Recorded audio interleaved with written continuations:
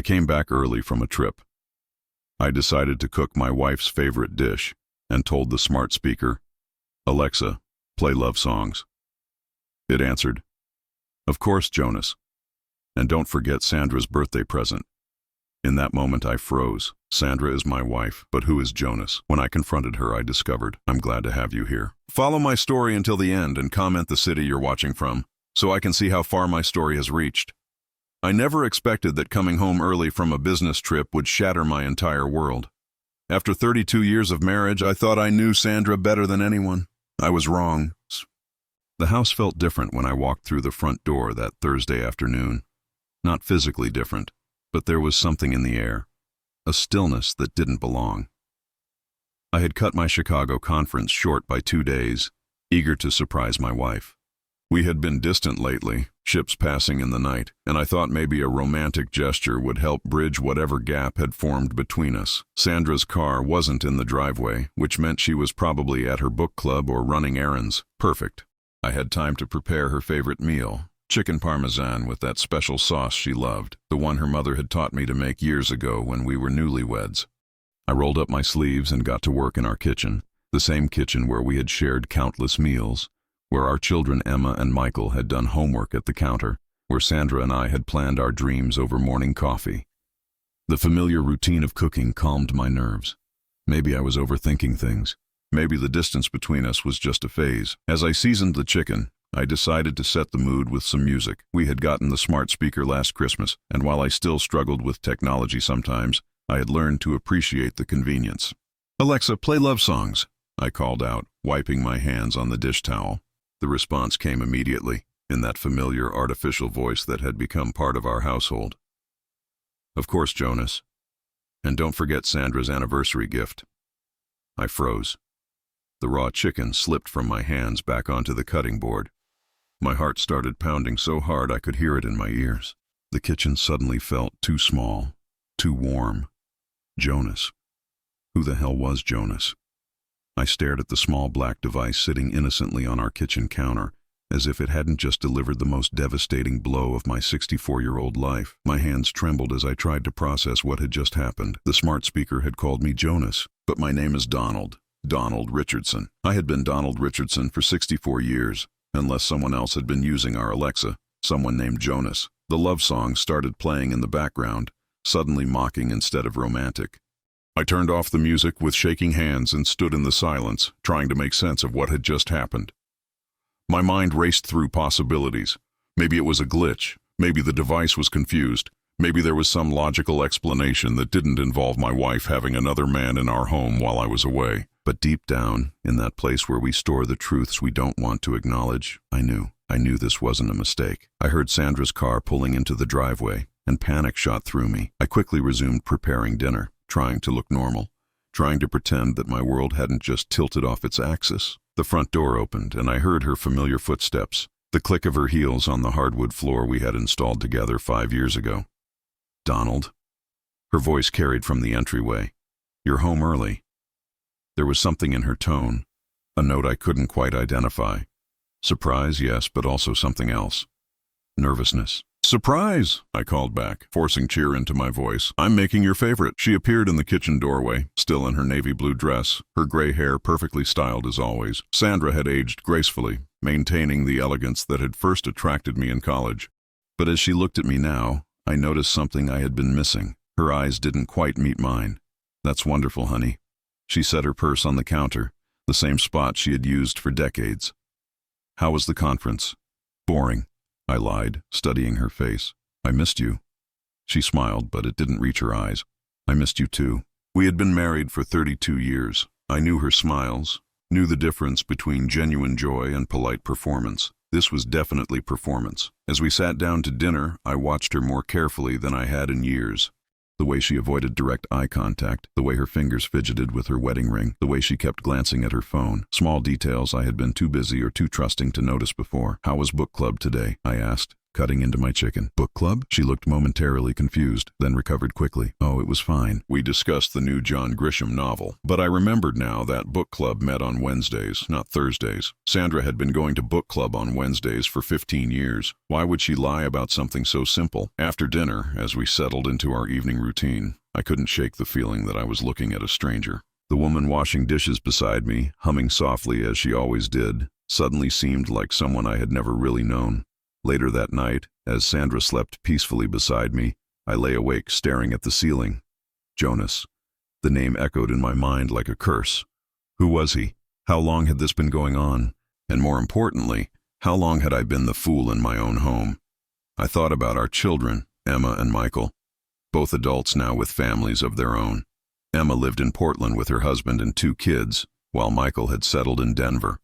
They called regularly, visited for holidays, seemed to genuinely care about both Sandra and me. But now I found myself wondering what they might know that I didn't. The next morning, Sandra seemed unusually cheerful at breakfast, almost manic in her energy.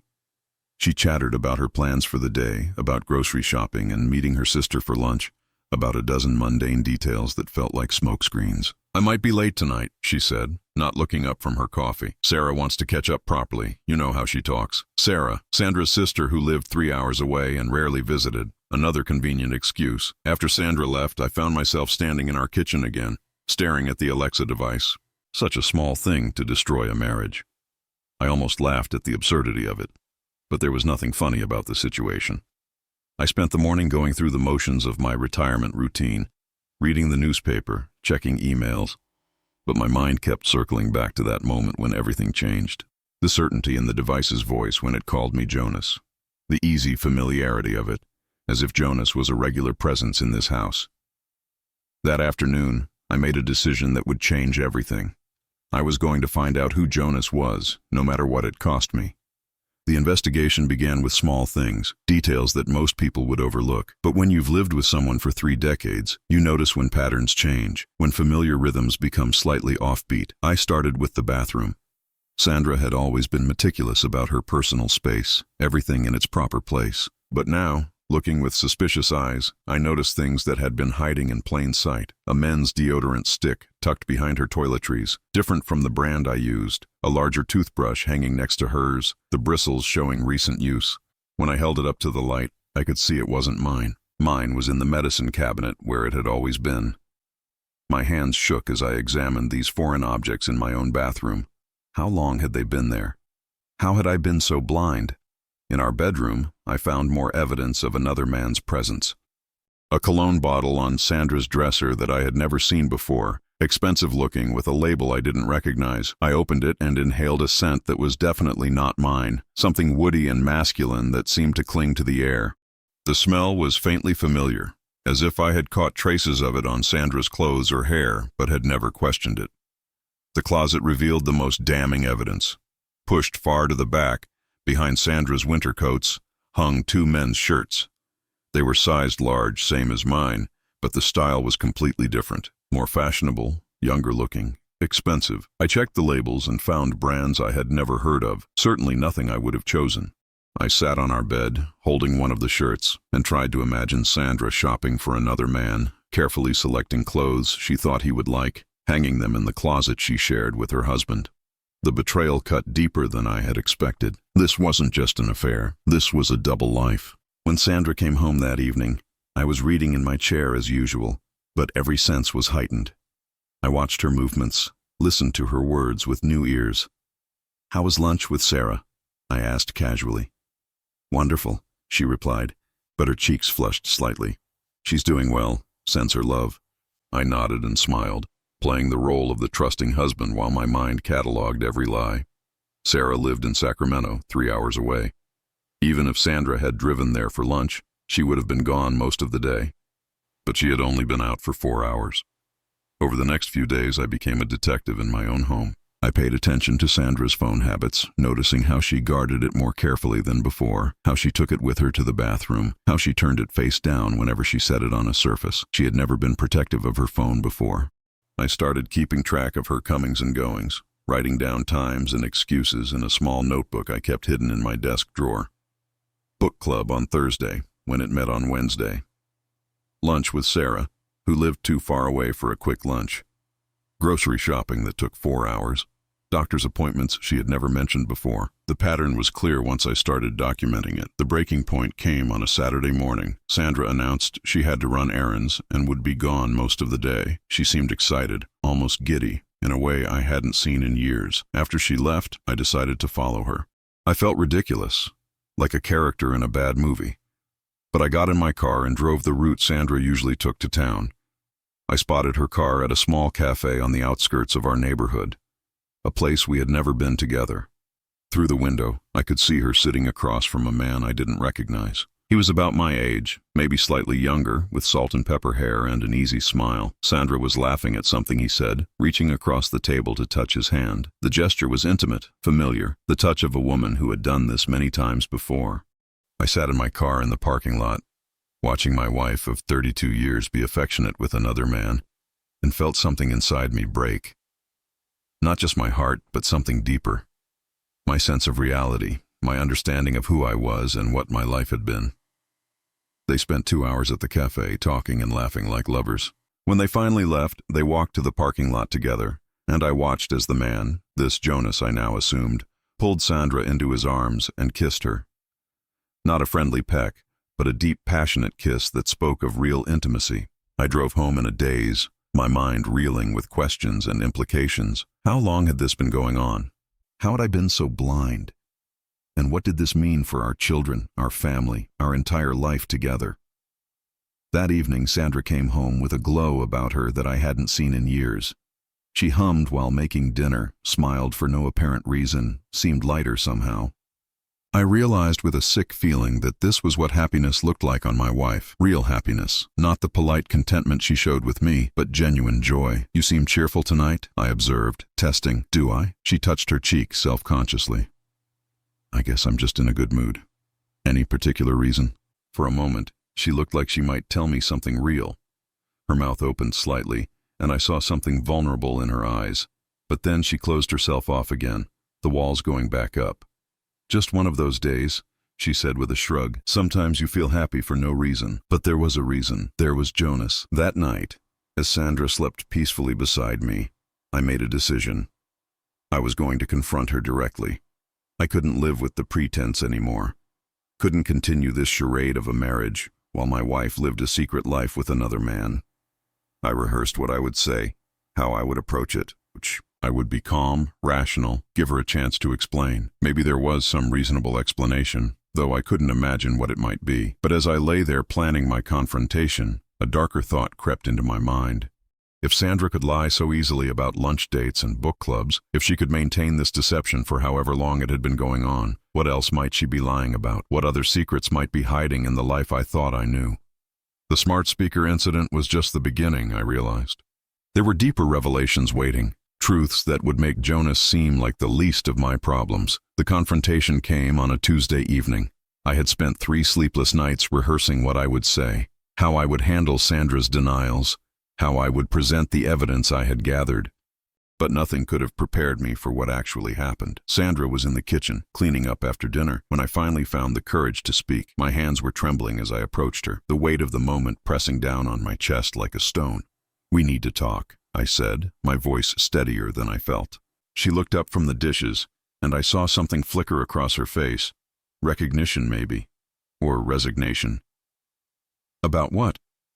she asked, but her tone told me she already knew. "About Jonas." The dish she was holding slipped from her hands and shattered on the kitchen floor. The sound echoed through the house like a gunshot. Sandra stared at the broken pieces, then slowly looked up at me. "I don't know what you're talking about," she said, but her voice was barely a whisper. "The Alexa called me Jonas last week. I found his clothes in our closet. I saw you with him at the cafe on Maple Street." Each word felt like pulling a knife from my own chest. "How long, Sandra? How long has this been going on?" She closed her eyes, gripping the edge of the sink until her knuckles turned white. When she opened them again, there were tears streaming down her face. 28 years, she whispered. The number hit me like a physical blow. 28 years. Our children were 30 and 26 years old, which meant Before Emma was born, I said, the realization dawning slowly. You were with him before Emma was born. Sandra nodded, unable to speak. And Michael? Another nod. I felt the room spinning around me. I reached for a chair and sat down heavily, my legs no longer able to support me. 28 years of lies. 28 years of raising children who might not even be mine. Are they? I couldn't finish the sentence. Sandra wiped her eyes with the back of her hand. Emma looks just like you, she said quietly. But Michael. She didn't need to finish. Michael with his dark hair and brown eyes so different from my blue ones.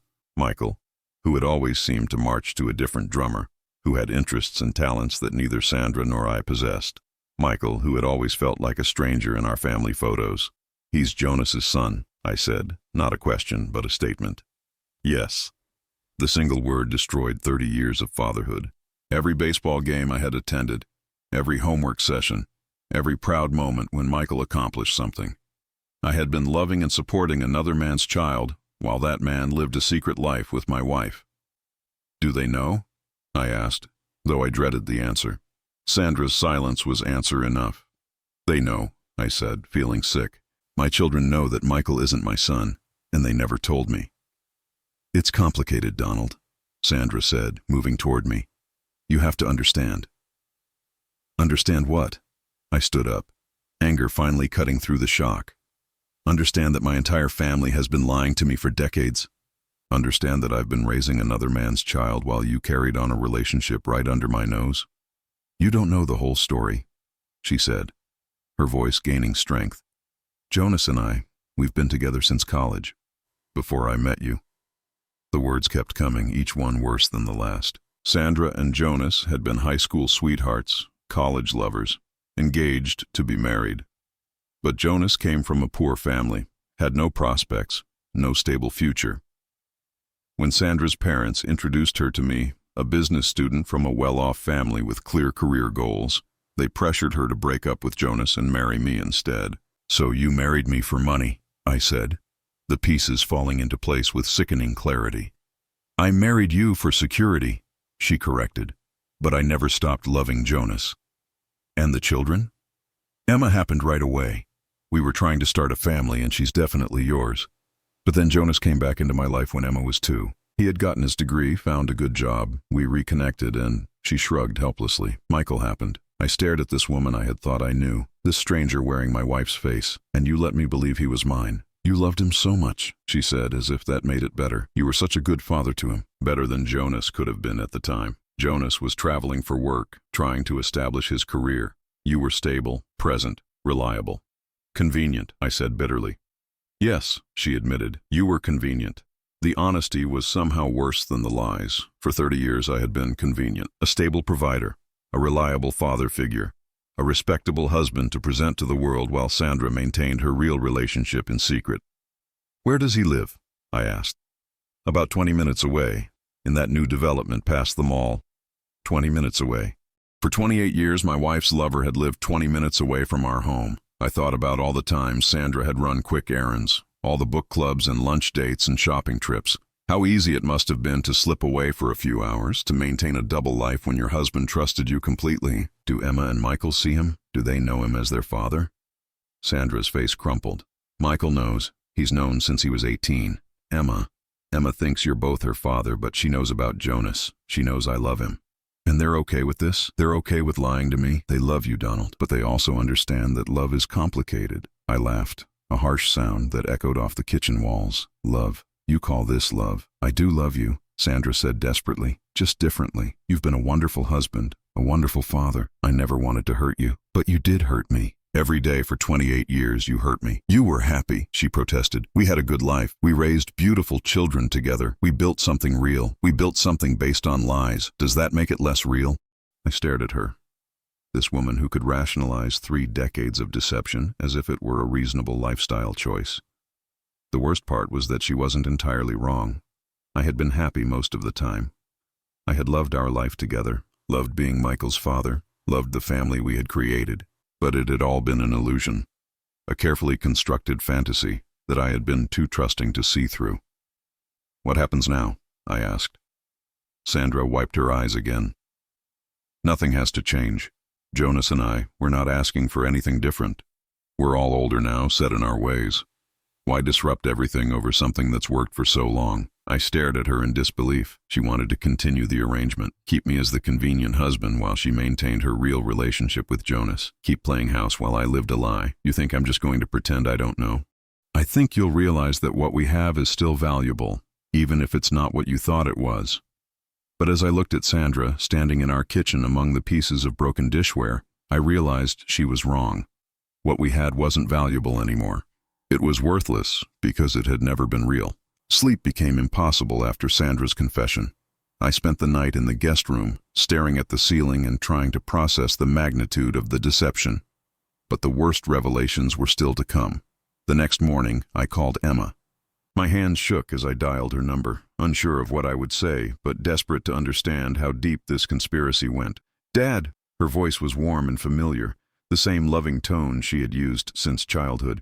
"How are you? I need to ask you something, and I want you to be honest with me." There was a pause. "Okay, what's wrong? Do you know about your mother and Jonas?"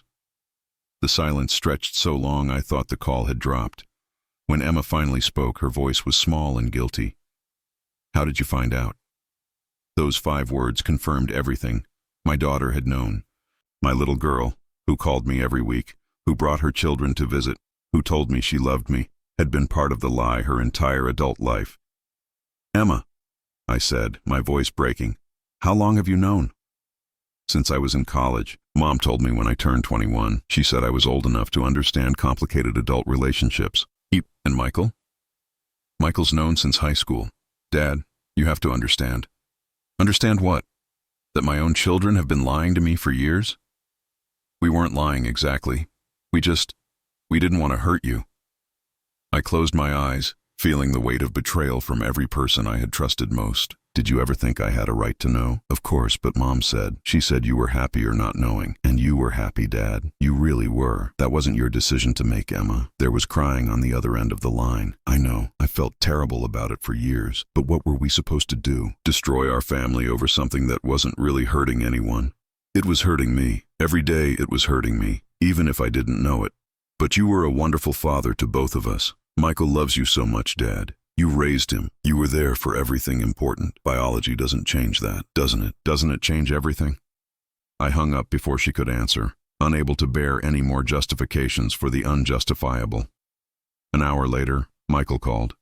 I almost didn't answer, but I needed to hear his voice, needed to understand how the boy I had raised, the son I had loved unconditionally, could participate in such a massive deception. "Emma called me," he said without preamble. "She's really upset." "Are you upset, Michael?" "I'm upset that you found out this way. I always thought maybe someday we could tell you properly, when the time was right." "When would the right time be? When I was dying? When it was too late for me to make my own choices about my life?" "I don't know," he admitted. "I've been struggling with this for years, Dad. Every time I called you, every time we spent time together, I wanted to tell you, but I also didn't want to lose you." "Lose me? You're my dad. The only dad I've ever known. Jonas. He's my biological father, but he's not my dad. You are." The words should have been comforting, but they only made everything worse. This young man I loved, who was calling me Dad with such emotion in his voice, had been living with this secret for 8 years. 8 years of holidays and phone calls and family gatherings where everyone knew the truth except me. "Do you see him? Do you have a relationship with Jonas?" "Sometimes. Maybe once or twice a year. It's awkward, honestly. He tries to be fatherly, but it doesn't feel natural. You're the one who taught me to ride a bike, helped with homework, came to my games. You're the one who was there when I needed a dad, but you never thought I deserved to know that. I thought about telling you a million times, but Mom always said it would destroy everything, that you'd divorce her and our family would fall apart. I was scared, Dad. I was a kid when I found out, and then as I got older, it just became this huge secret that felt impossible to reveal. I understood his position, even as it broke my heart. A teenage boy, learning that his entire family was built on deception, being asked to keep that secret to preserve everyone else's comfort. It was an impossible burden to place on a child. "How did you find out?" I asked. "I needed my birth certificate for college applications. I found it in Mom's desk, along with some other papers, medical records, letters. It was all there." "And Emma?" Mom told her when she turned 21, like she said. But Emma had already figured it out. She's smart, you know. She started putting pieces together in high school. So both of my children had spent their teenage years knowing that their father was living a lie. Both of them had gone to college, gotten married, started careers, all while carrying this secret. Both of them had watched me proudly introduce them to friends and colleagues as my children, knowing that at least one of them wasn't biologically mine. Does Jonas know I found out? Mom called him last night. He feels terrible, apparently. He never wanted this to come out. How considerate of him. Dad, he's not a bad guy. This situation, it's not what anyone planned. It's exactly what they planned, Michael. For 28 years, it's exactly what they planned. After I hung up with Michael, I sat in my home office, surrounded by family photos that now felt like evidence of an elaborate hoax. Pictures of me with Michael at his high school graduation, teaching him to drive, helping him move into his first apartment. In every photo, I looked like a proud father, while he looked like a young man carrying the weight of a massive secret. The cruelest part was that my love for him hadn't diminished. If anything, learning that he had struggled with this secret for years made me want to protect him even more. But that protective instinct was at war with my anger at the deception, creating an emotional storm I couldn't navigate. That evening, Sandra found me in the office, staring at a photo from Michael's wedding 3 years earlier. In the picture, I was walking him down the aisle in place of his biological father, a role I had been honored to fill. Now I wondered if it had been another performance, another way to maintain the fiction of our family. "We need to talk about what happens next," Sandra said, sitting down across from my desk. "There's nothing to talk about. I want a divorce." "Donald, please think about this rationally. We're in our 60s. We have grandchildren." Divorce would devastate everyone. Everyone's already devastated. The difference is that now I know about it.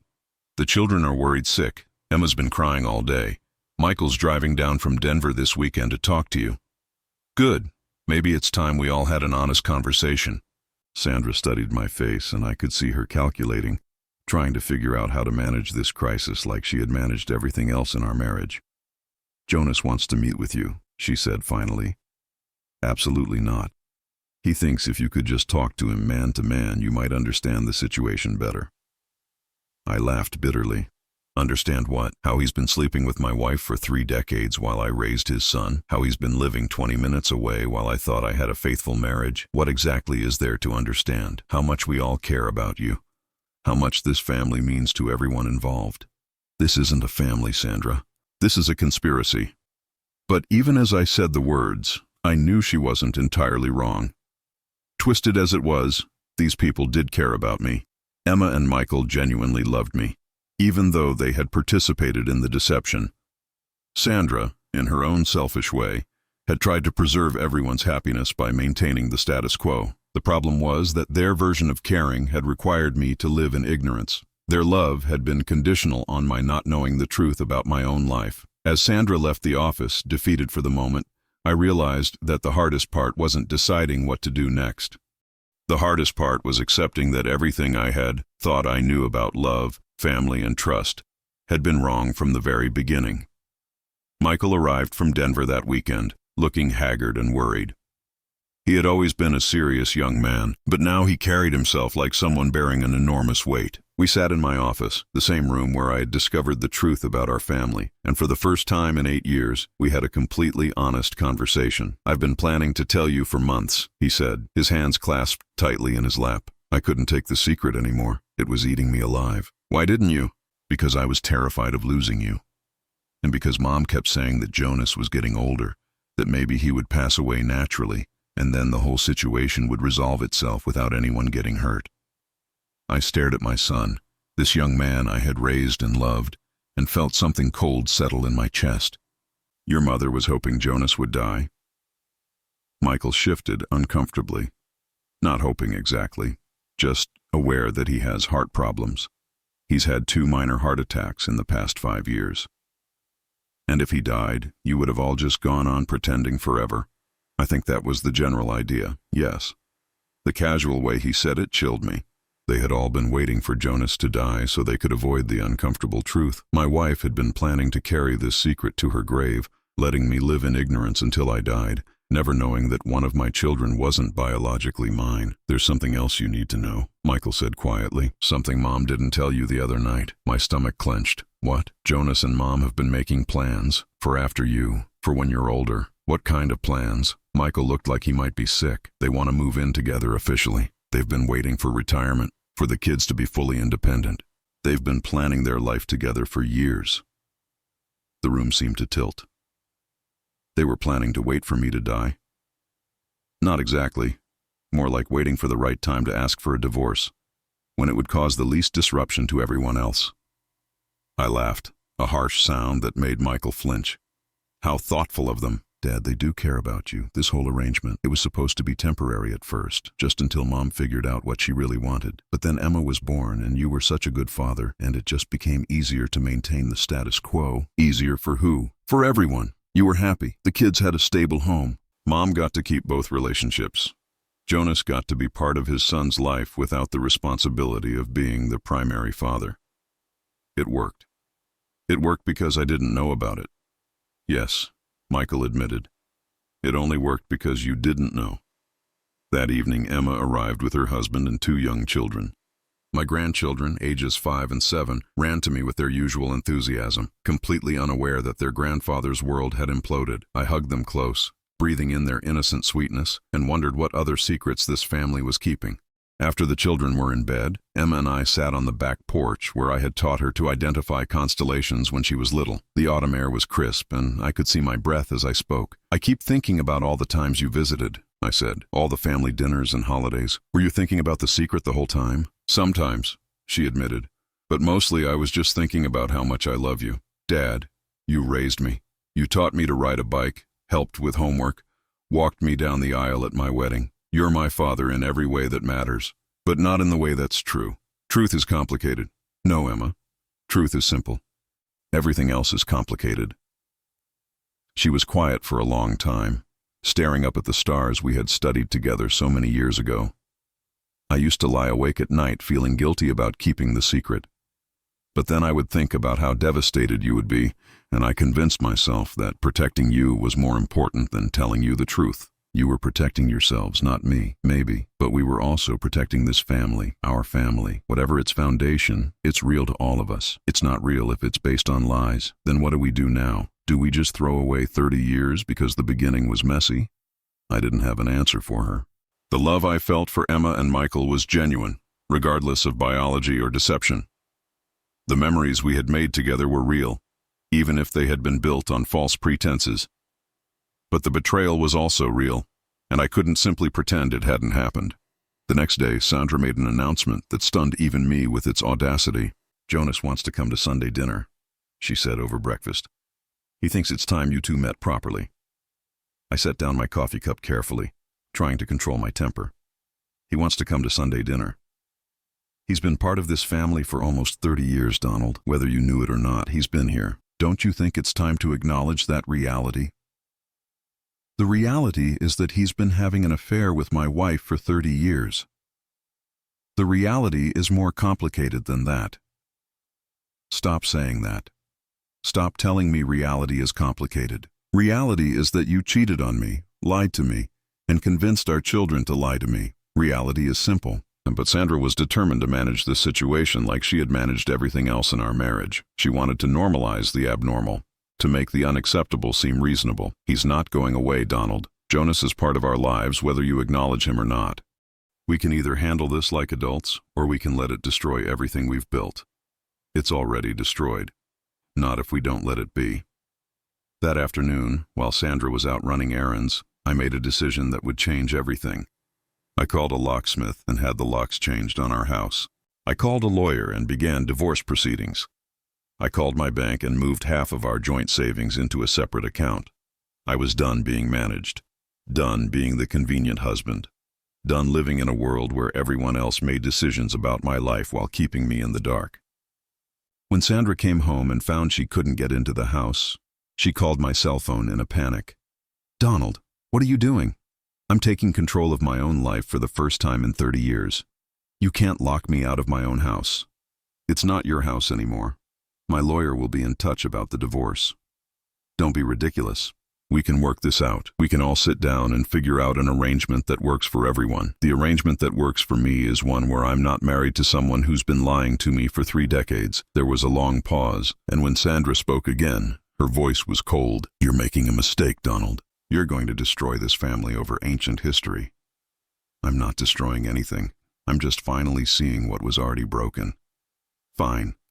But don't expect the children to choose sides. They love Jonas too. I know they do, and that's something I'll have to live with. That night, alone in the house that had been my home for 25 years, I realized that the worst part of the betrayal wasn't even the lying. It was the assumption that I was too weak, too naive, too comfortable to handle the truth. My entire family had decided that I was better off living in ignorance, that I couldn't be trusted with reality. They had been protecting themselves, not me. And now I was finally going to protect myself. The divorce proceedings took 8 months, and every single day was a battle.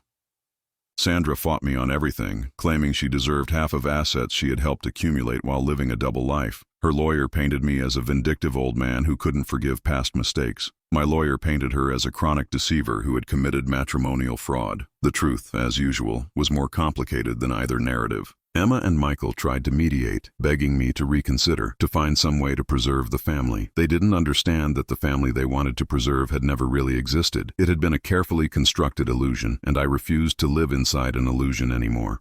Dad, you're throwing away 30 years over something that doesn't change how much we love you, Emma pleaded during one of our few conversations. I'm not throwing anything away. I'm finally being honest about what those 30 years actually were. What if Mom agreed to end things with Jonas? What if she chose you? It's too late for that, sweetheart.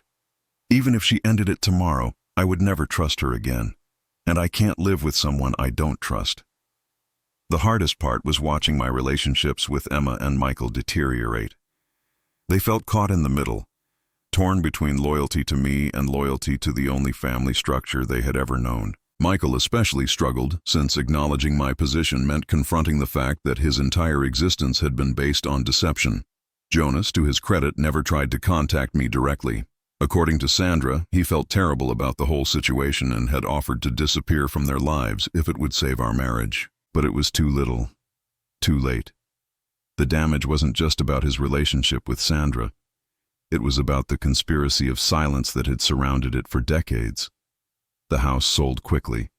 It was a beautiful home in a desirable neighborhood, and Sandra and I split the proceeds according to the divorce decree. She used her half to buy a smaller place closer to town, closer to Jonas. I used mine to purchase a condo on the coast, 3 hours away from everything and everyone who had participated in the deception. During the months of legal proceedings, I had time to think about what I wanted my new life to look like. I was 65 years old, healthy, financially secure, and for the first time in decades, completely free to make my own choices. The realization was both terrifying and exhilarating. I joined a hiking group, something I had always wanted to do, but never found time for during my marriage. I started taking photography classes, learning to see the world through a different lens. I volunteered at the local animal shelter, finding comfort in the unconditional love of abandoned dogs who asked nothing of me except kindness. Slowly, carefully, I began building a life based on truth instead of convenient fiction. Emma reached out first, about 6 months after the divorce was finalized. She called on a Tuesday evening, her voice tentative and sad. I miss you, Dad. I miss you too, sweetheart. I know I don't have the right to ask this, but could I come visit? Just me and the kids? I thought about it for a long moment. Are you going to try to convince me to reconcile with your mother? No. I just want to see my dad. She came the following weekend, driving down from Portland with my grandchildren. It was awkward at first, both of us dancing around the elephant in the room.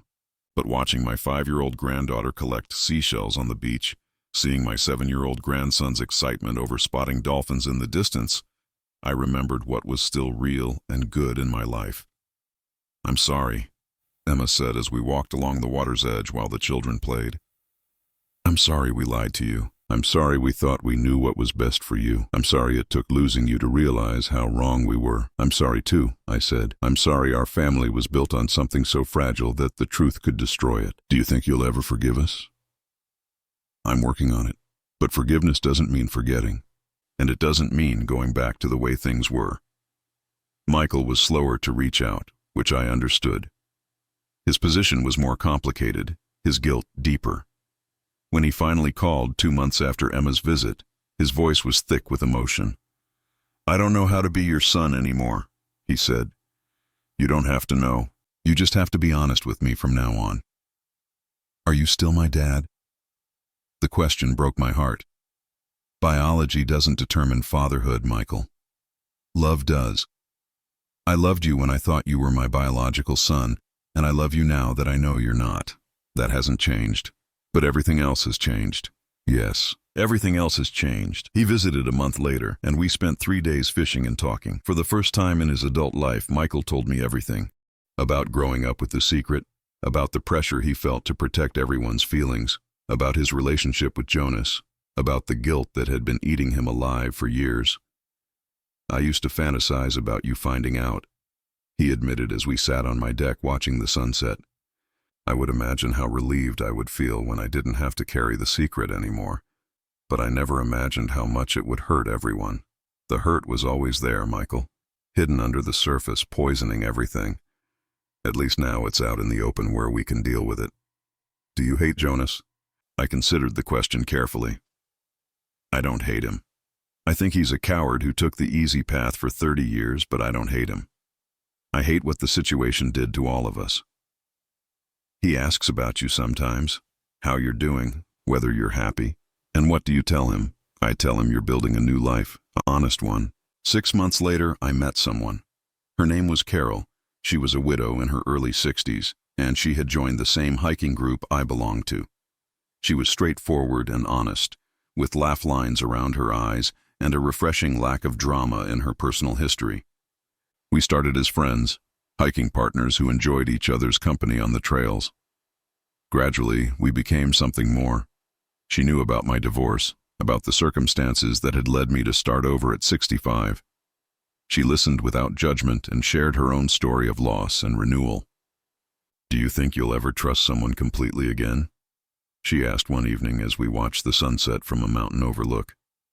"I'm learning to trust myself first," I said. "Everything else comes after that." Carol smiled. "That's probably the wisest approach."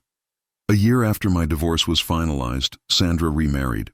She and Jonas had a small ceremony with just Emma, Michael, and a few close friends. I learned about it through Emma, who called to tell me she thought I should know. "Are you okay with it?" she asked carefully. "I'm relieved," I said honestly. "Now they can stop pretending and just live their truth. They seem happy. I hope they are.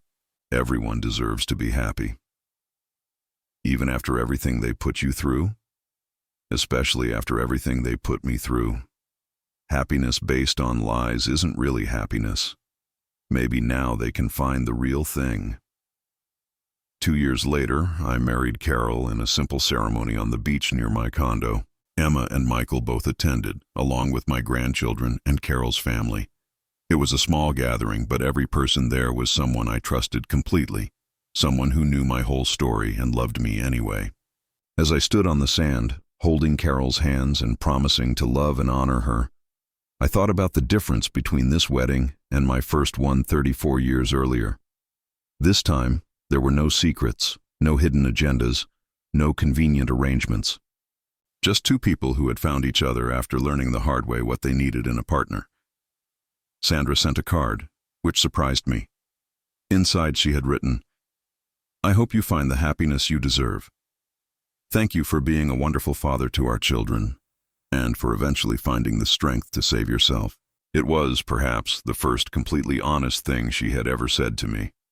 Now, at 68, I wake up every morning in a home filled with truth instead of comfortable lies. Carol and I plan trips together, share meals without hidden agendas, and go to bed each night knowing exactly who we are to each other. My relationships with Emma and Michael are different than they used to be, more careful but also more genuine. My grandchildren visit regularly, and I'm teaching them to identify seabirds the way I once taught their parents to identify constellations. Sometimes I wonder what would have happened if I had never asked Alexa to play love songs that day, if I had remained ignorant for the rest of my life. Would I have been happier living the lie? Would ignorance truly have been bliss? But every time I consider the question, I come to the same conclusion. A life built on truth, Even painful truth is worth more than a life built on comfortable deceptions. I would rather face reality than live in the most beautiful illusion ever created. The smart speaker sits on my kitchen counter now, a reminder of the day my real life began. Sometimes Carol asks it to play music, and it responds with perfect recognition, calling her by name, making no mistakes about who belongs in this house. Truth, I've learned, is the only foundation solid enough to build a real life on. Everything else is just pretending.